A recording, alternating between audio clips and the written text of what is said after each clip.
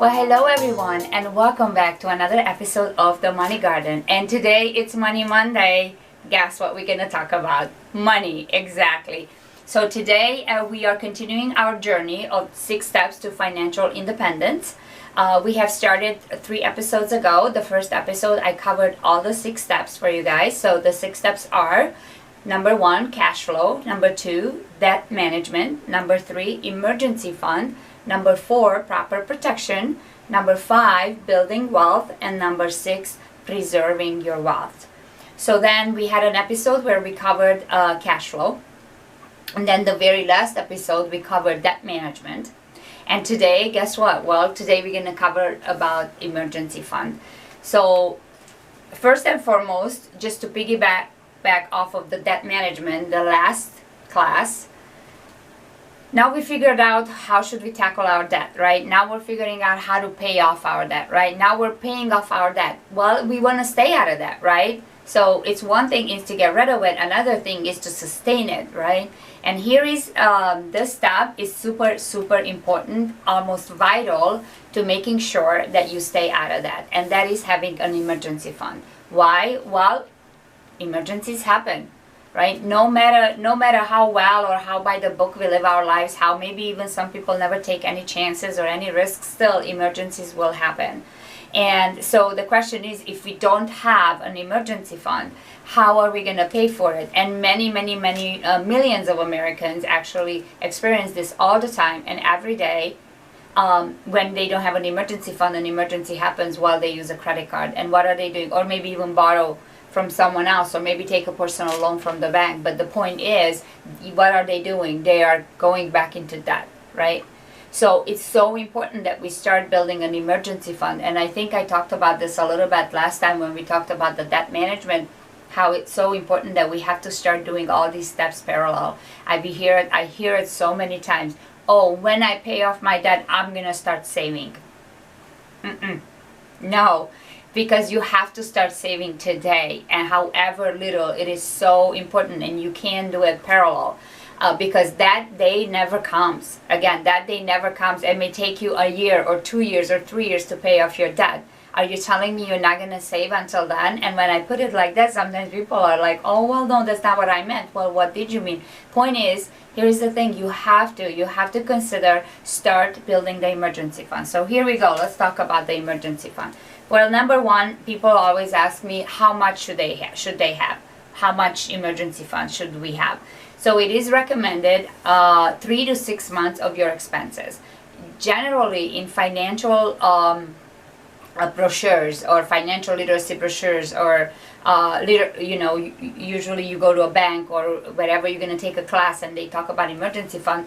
On average, you will find that it is recommended 3 to 6 months of income. I personally, when I work with my clients, I always focus on 3 to 6 months of expenses. Why? Well, because what if your income goes away, something happens, you lose your job, you cannot work for whatever reason, you get an illness, right? Well, guess what? You still have to buy food, you still have to buy gas, you still have to pay your rent, you still got to live somewhere. Well, all those things are not income. Those are expenses. So I always focus with my clients on making sure that we set a goal to reach 3 to 6 months of your expenses. So, well, and then, sometimes people ask me, well, what if, I have more in my emergency fund? Well, that's a good problem to have. And by the way, at that point, we can talk about it. But until we get there, that's usually the goal. So 3 to 6 months of your expenses should be a good emergency fund. Number 2, where do I keep it? This, you always keep it in a bank. Yes. Usually when we educate our clients on how to save for the future and how to invest for the future, absolutely 100%. We always talk about how money grows, and that is with the power of the compound interest. Well, banks pay you nowadays less than 1%. So if your bank pays you more than 1%, you probably have a very good bank. But the majority of banks pay less than 1%. So at that rate, you probably don't want to keep any more money in your bank account than your emergency fund. However, your emergency fund, you always want to keep it in the bank because it has to be liquid.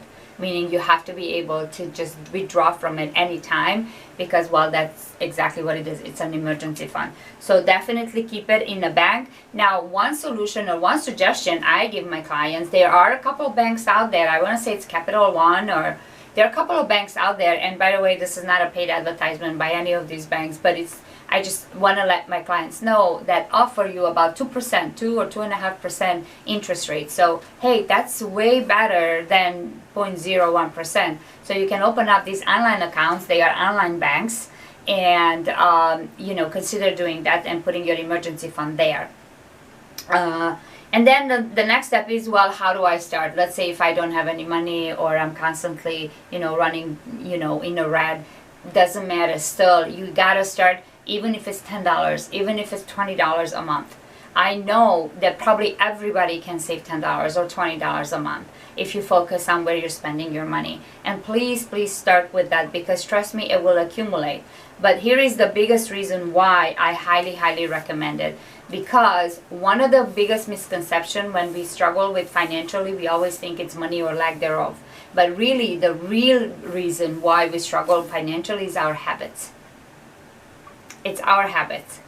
But once you start building that habit of saving, even if it's $10, now it's easier to increase it to 15 or increase it to 20 later. But you have to establish the habit in your mind and in your heart, and you can automate that, right? You can open a separate account on your bank account, or like the online bank, as I mentioned it, right?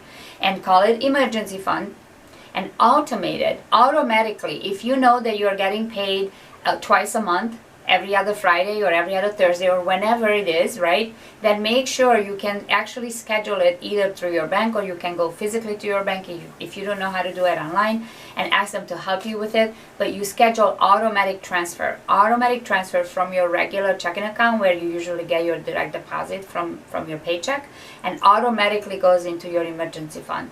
$10, $15. Again, that's a whole other episode of how we figure out how much we can save. But I would say start developing this habit, because that way you're never going to see it, and ultimately that's how you're going to build up a really nice emergency fund. And once again, this is something I like using a lot, and this statement with my clients, but it's so true, you guys. Your future self will thank you. Your future self will thank you.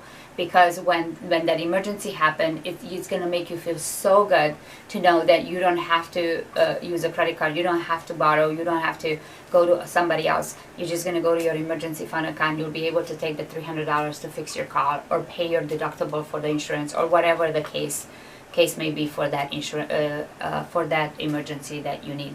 So here we go, you guys. Today we covered emergency funds for you. That's step number 3 in a 6 steps to financial independence.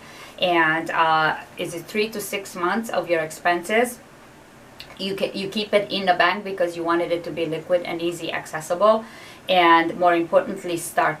That's the most important step. Just start. Take $10, automate it out of your bank account, and before you know it, just watch it grow.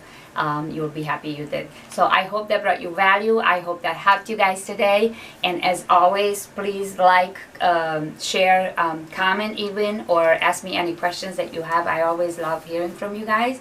And with that said, thank you so much for watching, and I'll see you guys next time.